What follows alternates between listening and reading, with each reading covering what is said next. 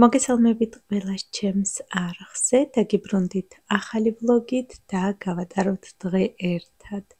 გერთვებით გზიდან, ახლა შევდივართ ყველაზე დიდ მაღაზიების ქსელში. ეს მდებარეობს ჩვენი ქალაქიდან მანქანით არის 9 საათის სავალი, არის ქალაქ გარეთ და რამოდენიმე ქალაქს აერთიანებს ეს მაღაზიები. როგორც ხედავთ, უამრავი დიდი მაღაზიებია გაშენებული ერთად, თითქოს ერთი დიდი ქალაქია სინამდვილეში, ეს ყველა სხვადასხვა მაღაზიებია. არ ვიცი რატო აკეთებენ ასე, ქალაქ გარეთ, სადღაც მიყრუებულში არის აშენებული ეს მაღაზიები და ყველგან თითქმის ერთი და იგივე იყიდება. არ ვიცი, ალბათ ყველას თავისი კლიენტურა ჰყავს. ჩვენ ახლა მოვედით ტაფის საყიდლად, რადგან 2 დღის უკან ჩემს დიდ ტაფას ხუფი გაუტყდა და მხოლოდ ერთი ხუფი მქონდა რამოდენიმე ტაფაზე. ბოლოს ვიფიქრეთ, რომ ხუფის მაგივრად მთლიანად ტაფა გვეყიდა, ოღონდ ხუფიანი. ინტერნეტში ვნახეთ, რომ აქ დიდი ფასდაკლებებია ახლა, -70% თითქმის ყველაფერზე და ვიფიქრეთ, რომ კარგ ტაფას ავარჩევდით სასურველ ფასად. მოკლედ შემოვედით მაღაზიაში, ეს არის XX Lucy და გადაღება აქ არ შეიძლება, ნეტა ვიცოდეთ რამდენჯერ მივიღე შენიშვნა და რამდენჯერ მთხოვეს, რომ არ გადამეღო საერთოდ არაფრისთვის, მაგრამ მე მაინც დავდიოდი და ვიღებდი აქეთ-იქით. ძალიან მომწონს ეს პატარა ქვაბები, სასწაულად მომწონს ეს პაწაწუნა ქვაბები და განსაკუთრებით ეს ქვაბები, რომელსაც თავისი ხის დასადები მოჰყვება. ეს ქვაბები თვითონ არის ჩუგუნის და შიგს რაიმეს რომ ამზადებენ, დიდხანს ინარჩუნებს სითბოს. ასევე დებენ შემდეგ მაგიდაზე და შიგვე მიირთმევენ. ამ შავ ქვაბებზეც ხის დასადებით იყო აქცია, ღირდა ახლა 15 евро და სიმართლე გითხრათ, არ ვიცი, შიგრის მომზადება შემიძლია ჯერჯერობით, ამიტომ ვიფიქრე, რომ ჯერ კარგად ვნახავ ინტერნეტში გამოსადეგია თუ არა და შემდეგ შევიძენ თუ რამე. ახლა ვეძებთ მეორე მხარეს მაღაზიას, რო გადავიდეთ და იქეთ მხარეს ვნახოთ ტაფები, რადგან აქეთ არ მოგვეწონა.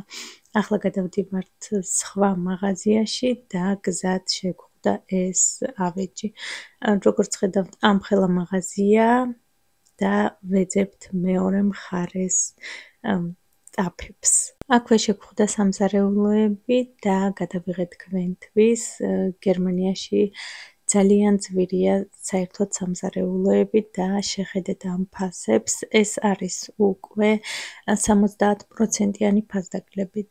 ეს პატარა სამზარეულო, აი ერთი კუთხე, მეორე მხარე არა, ეს კუთხე ღირს 1300 евро. არ ვიცი რა მასალისგან არის დამზადებული და საერთოდ რა არის. თან ელექტროობა შენ თვითონ უნდა დაამატო. შიგ არ შედის არც მაცივარი და არც პლიტა და არაფერი. ესეც ღირს 1500 евро. აი ეს პატარა რამოდენიმე შკაფი.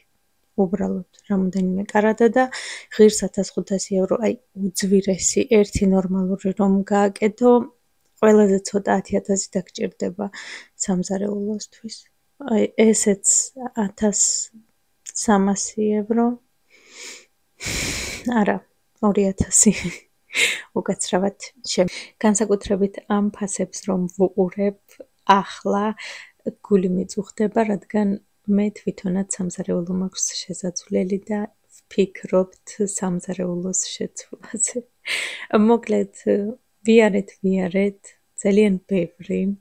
შემდეგ კონსულტანტი ვნახეთ და ვიკითხეთ მეორე მხარეს იყო თუ არა ტაფები და როგორც გითხრა, უნდა გავსულიყავით აქედან. შემდეგ მანქანით მოგვევლო, წრე დაგვერტყა და მეორე მხრიდან შევსულიყავით, სხვანაირად ვერ გადავიდოდით. ამიტომ დავარტყით ჩვენს წრე და შევედით მეორე მაღაზიაში. ამ მაღაზიაში იყო უამრავი ტაფების არჩევანი, იყო არ ვიცი, ყველანაირი ფერის, ზომის, ფასის, ჩემი აზრით მხოლოდ ტაფების მაღაზია იყო და ბოლოს არჩევანი გავაკეთეთ აი ამ ტაფაზე, რადგან ერთი ეს იყო ნორმალური და ხუფი ჰქონდა. დანარჩენებს ხუფი არ ჰქონდათ და ცალკე ხუფი ღირდა 20 евро.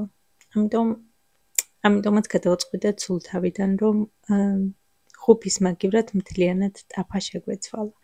მოკლედ, მე ძალიან მიყვარს მაღაზიებში სიარული, აი ვისვენებ თითქოს მაღაზიებში სიარულით, ხოლო სერგოს არ უყვარს მაღაზიებში სიარული და აი სიმართლე გითხრათ დამტანჯა, აი მალე ჩქარა, წავედით, აიღე მოგწონს, წავიდეთ, აიღე, მოკლედ ჩემმა მტერმა იაროს კაცთან ერთად მაღაზიებში. შემდეგ დამტოვა სერგომ ქალაქში, მე თვითონ ვთხოვე და გავიარე ჩემთვის მაღაზიებში, გავისეირნე, რაღაცები ვიყიდე და გაჩვენებთ რა ვიყიდე. ახლა გაჩვენებთ რა ვიყიდე დღეს ფასდაკლებებზე და პირველ რიგში დავიწყებ ტაფით. როგორც უკვე გითხარით, ეს ტაფა შევარჩიეთ. ამოვიღე უკვე რა თქმა უნდა. ასე გამოიყურება. სიმართლე გითხრათ, ხუფი იყო ამობრუნებული და ხუფს უფრო დახვეწილს და უფრო ლამაზს ველოდებოდი, მაგრამ ასეთი გამოვიდა. ხუფი მართლა ცოტა უბრალოა და უფრო აუბრალოებს. სინამდვილეში ღირდა 100 евро და ჩვენ გადავიხადეთ 40 евро, 39 და 99.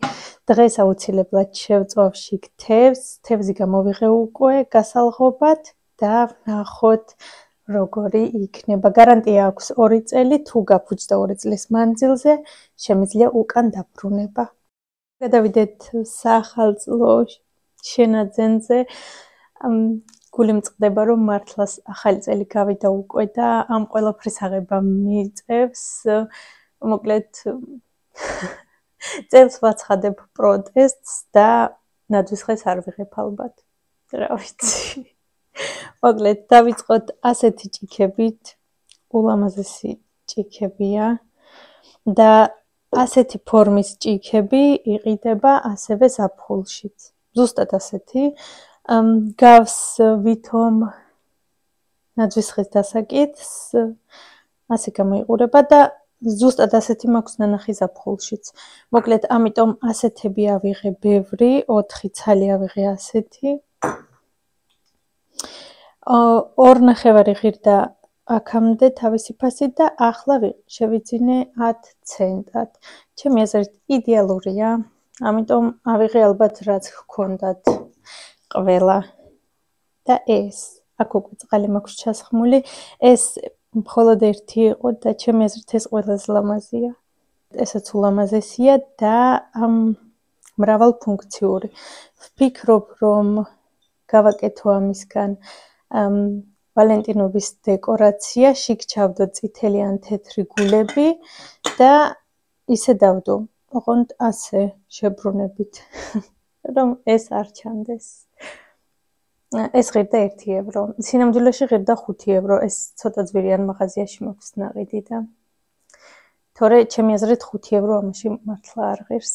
ეს ნაძვები, რომლებიც ანათებს, არიან ულამაზესები და ესენიც ფასდაკლებით ღირდა 30 ცენტი თითო. ასევე 30 ცენტი ღირდა ეს სახლუკა და სახლუკებით ძალიან მიყვარს, ამიტომ არც კიდევ ვფიქრებულ ვარ ისე ავიღე. 2 სახლუკა, რომელიც გავს ჯანჯაფილის სახლს და ძალიან მომწონს ასეთი ფიგურები, რომლებიც გავს ორცხობილებს და ასეთებიც ავიღე აი ასეთი ფიგურები, რომლებიც ასევე გავს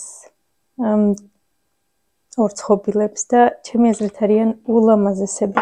მოკლედ, რაც იყო სულ ავიღე, ესეც თითო ღირდა 10 ცენტი, ესენი ღირდნენ თითო 30 ცენტი და ესეც 30 ცენტი. არის ულამაზესები. მგონია რომ ნაძვის ხეზეც ძალიან ლამაზი იქნება და ასეც ძალიან ლამაზებია. მანათობლები, უამრავი მანათობელი მაქვს და როცა მხვდება ფასდაკლებით ყოველთვის ვყიდულობ, ღირდა 4 ევრო და ახლა გადავიხადე 50 ცენტი. ეს ფორმა ავიღე ამ სვიტერის გამო, დიდხანი ამ სვიტერს ვეძებ და აქამდე სიმართლე გითხრათ ვერ შევამჩნიე, თორე ვიყიდიდი აუცილებლად ახლა შემხვდა ფასდაკლებებში. და ბოლოს ეს მაფინების გამოსაცხობი, რომელიც ასევე 10 ცენტი ღირდა და ვიფიქრე, რომ მაფინების გამოსაცხობი ყოველთვის საჭიროა და სულ ერთია ზაფხულში გამოვაწყობ ასეთ მაფინებს თუ ზამთარში, მაგრამ მგონია რომ ამ დღეებში გამოვაწყობ აუცილებლად ასეთ საახალწლო მაფინებსაც და ბოლოს ეს კრაფტის ქაღალდი შესაფუთი ბევრი იყო ასეთები, ესეც 10 ცენტი ღირდა, წითელი მინდოდა, მაგრამ სამწუხაროდ წითელი აღარ იყო, მხოლოდ ასეთი ბეჟი ფერების იყო და ეს ავიღე. სულ ეს იყო ჩემი დღევანდელი საყიდლები, ახლა გადავიდეთ სამზარეულოში. ცოტას დაგენახებით. პირველ რიგში მოგესალმებით ყველას და გაგაცნობთ ჩემი დღის გეგმებს. ახლა არის დღის თითქმის 2 საათი, სადაც გოჩა უნდა მოვიდეს, წესით აქამდე უნდა მოსულიყო, მაგრამ მგონია რომ სკოლაში ერთობა ბავშვებთან ერთად.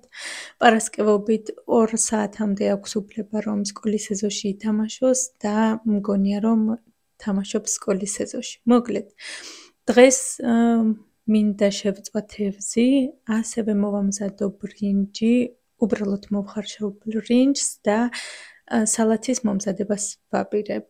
საერთოდ მიყვარს ასეთი კერძები, ბევრი რაღაცისგან, რომ შედგება ერთი კერძი. მოკლედ, შემდეგ ვაპირებ მაცივრის კარგად გაწმენდვას, რადგან ცოტა მოგვიანებით მაღაზიაში ვაპირებ წასვლას, სერგოს ველოდები, რადგან როგორც იცით, მარტო არ მივდივარ ხოლმე მაღაზიაში, რადგან ბევრი რაღაცების მოტანა მიწევს და მარტო ვერ მოვიტან. ამიტომ მინდა რომ გავწმინდო მაცივარი და სუფთა მაცივარში შემდეგ შევალაგო შემდეგ პროდუქტი. ასევე ვნახე რომ გამომელია გამოსაცხობი პური და ასეთ კერძებთან ერთად პატარა პურებს ვაცხობ ხოლმე და ვიფიქრე რომ პურიც გამოვაცხობ, ბარემ ბაგეტებს გამოვაცხობ. დიდი არაფერი თვალის ზომით, ვიღებ 1 ჭიქა თბილ წყალს, ვუმატებ საფუარს და ფქვილს რამდენსაც აიღებს. სულ ეს არის, შემდეგ ვდებ რამოდენიმე ხანი რომ ამოვიდეს და ვაცხობ ბაგეტებს. და ვიწყებ ცომის მოზელვით, რადგან შემდეგ ცომის ამოსვლას დრო სჭირდება და შემდეგ სხვა საქმეებს გეგმავ, ასევე სარეცხი მაქვს დასაფენი, რომელიც სადაცაა გაჩერდება და ბავშვებიც რომ მოვლენ, ვფიქრობ რომ რაიმე ხილი დავუჭრა და ვაჭამო სანამ სადილი მომზადდება, რადგან გოჩა უკვე მოვიდა, როგორც გითხარით, უნდა მოსულიყო და კამერა რომ გავთიშე, მაშინ მოვიდა. ასე რომ გოჩა ახლა სახლშია, მოვზილე ცომი, ცომი უნდა იყოს ასეთი რბილი, არ უნდა იყოს მკვრივი, ოდნავ ხელზე უნდა იკრავდეს, მოვზილე ხელთათმანით, რადგან ფრჩხილები მაქვს დაკრული, როგორც იცით და არ მინდა რომ შემდეგ ჩემი ფრჩხილები ვეძებო ცომში. ახლა გადავიდეთ მაცივრის გაწმენდვაზე. ჯერ პირველ რიგში გავანთავისუფლებ მაცივარს. მიყვარს, როცა მაცივარი ცარიელია და მაშინ ვასუფთავებ, ასე უფრო ადვილად სუფთავდება და უფრო მეტი რაღაცები არ არის გამოსატანი. გავწმენდე მაცივარი, ასევე რამოდენიმე დღის უკან შევიძინე სპეციალური მაცივრის კალათები და ვიფიქრე რომ ბარემ ჩავდებ თქო. სიმართლე გითხრათ, ეს კალათები უკვე ზედმეტი იყო. მართლა აქამდე მეგონა რომ ძალიან დამჭირდებოდა გამოსადეგი ნივთი იყო, მაგრამ ახლა რომ შევაწყე, მივხვდი რომ არც თუ ისე გამოსადეგია, უბრალოდ ზედმეტი კალათებია. მას შემდეგ რაც ცომი მოვზილე, წინსაფრის მოხსნა დამავიწყდა და ასე დავდიოდი წინსაფრით თითქმის მთელი დღე, ისე რომ ვერც კი შევამჩნიე.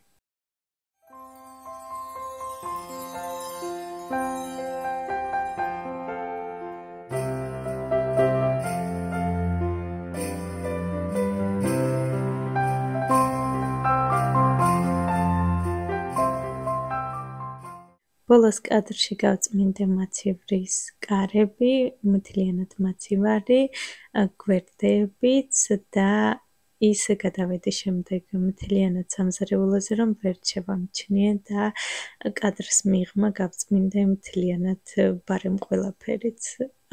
გავიდა უკვე 1 საათიც, ჩემი ცომიც ამოვიდა, გავყავი 3 ნაწილად და ახლა დავიწყებ ბაგეტების ფორმების მიცემას. თვითონ ბაგეტები მზადდება უადვილესად, მთავარია რომ რამოდენიმე ნიუანსი გაითვალისწინოთ, როგორც ხედავთ, ხელით ოდნავ ვაბრტყელებ სიგრძეში და ასე ვახვევ და ვაკეთებ როგორც ხვეულას.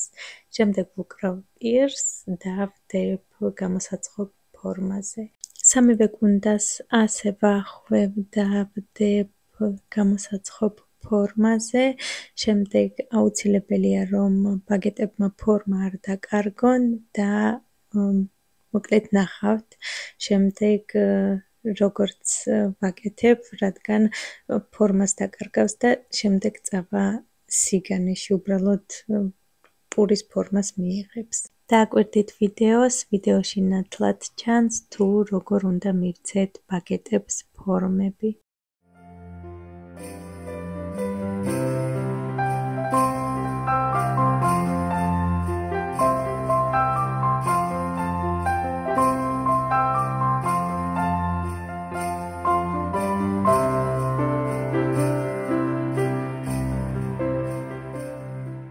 ცომი დავდეთ ბილ ადგილას ამოსასვლელად, ასე იქნება სადღაც 20 წუთი, იქამდე მე დავდგი ჩაიდანი ბრინჯისთვის და გავრეცხავ ბარემ ცომიან ჯამს.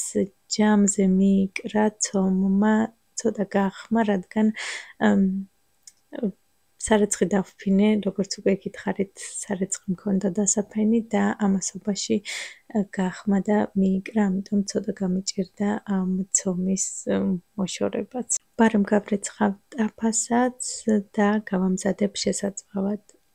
ახალ ტაფაზე ინსტრუქციაში ეწერა, რომ ჯერ თავდაპირველად უნდა კარგად გამეცხელებინა, სადღაც 10 წუთი, უნდა ჯერ გამეცხელებინა და შემდეგ უკვე შემეძლო გარეცხვა და გამოყენება.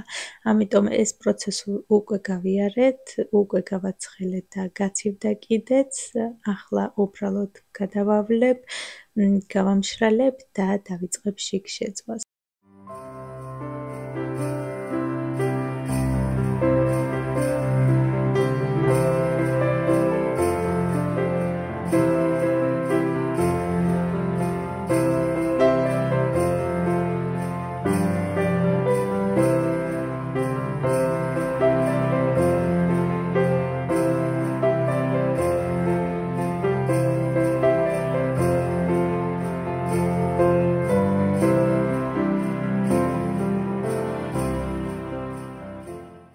დავიწყე უკვე თევზის დაჭრა, აქ მაქვს თევზის გაყინული ფილე და გაყინულია ჯერ კიდევ, თან კარგად გაყინულია, ვერაფრით ვერ მოლღვა, მოკლედ ხედავთ როგორ ძლივს ვტეხავ და ვაცალკევებ ერთმანეთისგან. ვიფიქრე რომ არაუშავს თქო, შეწვის დროს გალღვება და აი საერთოდ არ ვიცი ამ დროს რაზე ვფიქრობ ხოლმე და როგორ ვფიქრობ იმაზე რომ არაუშავს. გალღვება. კი, გალღვა და წყალი გამოუშვა და შემდეგ მოიწუწა გაურობა. ცალკე მიიწუწა ყველაფერი. ცალკე ნერვები დამაწყდა, ცალკე ნახევრად დავიწვი, მოკლედ თქვენ თვითონ ნახავთ შემდეგ კადრში. ახლა ვიწყებ თევზისთვის სავლების გაკეთებას. არ ვიცი რა ჰქვია, მე მგონი კლიარი ჰქვია და ვიწყებ კლიარის მომზადებას. ავიღე 5 სუფრის კოვზი ფქვილი, არაჟანი და 1 კვერცხი, ასევე მარილიც. ასეთი მაქვს მომზადებული ოღონდ არაჟნის გარეშე და სიმართლე გითხრათ არაჟნის გარეშე უფრო გემრიელია. თუ მოამზადებთ, აუცილებლად მოამზადეთ მხოლოდ კვერცხით, ფქვილით, წყლით და მარილით. სანამ ტაფა ცხელდება, უკვე დავიწყებ ბაგეტების შეწვას. როგორც ხედავთ, ღუმელში დაბლა ჩავასხი 2 ლიტრა წყალი, ბაგეტებიც უკვე ამოვიდა, გავაცალკევე, ზემოდან მოვაყარე ფქვილი და დავჭერი ბასრიდანით.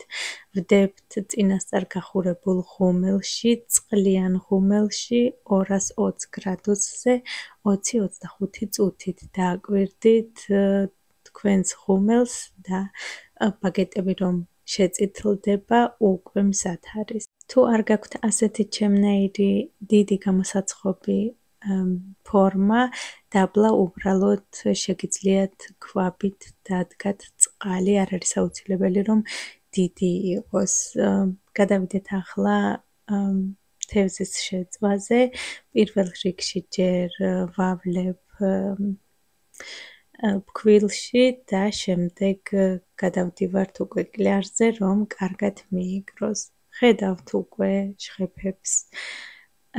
ტაფა კი არის კარგი კი არა, ძალიან კარგია, მაგრამ სველი იყო, შემდეგ წყალი გაუშვა და აი ასეთ დღეში ვიყავი. მოკლედ ბოლოს მივედი იმ აზრამდე, რომ ჩამეფინა გამოსაცხობი ქაღალდში. წარმოიდგინეთ, გამოსაცხობ ქაღალდზეც კი იყო ჟღეფები და ნახევრად დამეწვა მთელი ხელები. საკუთარ შეცდომებზე ვსწავლობ და თითქმის ყოველ ჯერზე რამდენი ასეთი კურიოზი მქონია და ყოველთვის ვცდილობ შემდეგ რომ როგორმე გამოვასწორო ეს სიტუაცია და დღესაც ზუსტად იგივე დამემართა. მთავარია თქვენ არ გაიმეოროთ ჩემი შეცდომა, დააცადეთ ბოლომდე, რომ კარგად გალღვეს, შემდეგ შეამშრალეთ, ერთჯერადი ხელსახოცით და ისე შეწვით. ბოლოს შევწვი ვაივაგლახით. ამასობაში მომზადდა ბაგეტებიც, გამოცხვა უკვე და ბრინჯიც მოიხარშა. ახლა ბარემ დავასერვირებ აქვე და შემდეგ წავიღებ მისაღებ ოთახში. ისე რაღაც соуსივითაც უნდა მომემზადებინა და მომესხა ზემოდან, რადგან თითქოს მშრალი იყო დღევანდელი ჩვენი სადილი. იგეც დღეში ვიყავი მართლა, რომ საერთოდ არ გამხსენებია соуსი და საერთოდ არაფერი. აქვე დავუდებ კიდრი პომიდორის სალათას, უბრალოდ დავჭერი კიდრი და პომიდორი. ვინც ახლა ჩვენთან ერთად მიირთმევს, გემრიელად მიირთვით.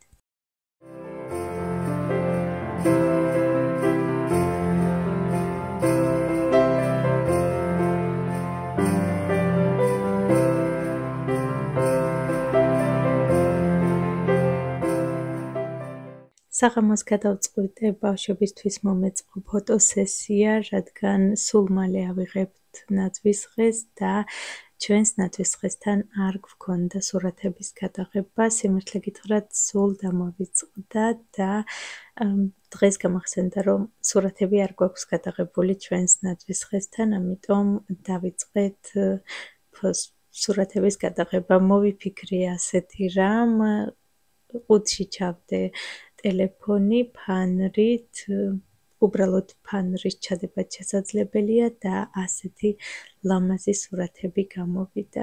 ბავშვებმა ბევრი იცელქეს, ძალიან ბევრი ვიცინეთ, ვიხსენებდით წინა წლის ფოტოსესიას და საერთოდ ფოტოსესიებს, რომლებსაც მე ვუწყობ და ბავშვები ამბობდნენ, რომ გვაძალებოდა მთელს მსოფლიოს მოვუყვებითო რა დღეში ვართ შენს ხელშიო. მოკლედ, კარგით რომ გავატარეთ. ახლა ხედავთ კადრში რამოდენიმე სურათს. აქ დავასრულებ ჩემს ვიდეოს. უღრმეს მადლობას გიხდით, რომ უყურეთ ბოლომდე. დიდი იმედი მაქვს, რომ მოგეწონათ. მომავალ შეხვედრამდე. Merry Christmas говорю. Merry Christmas. Нет, подожди, Merry, как они говорят? Merry Габар Christmas.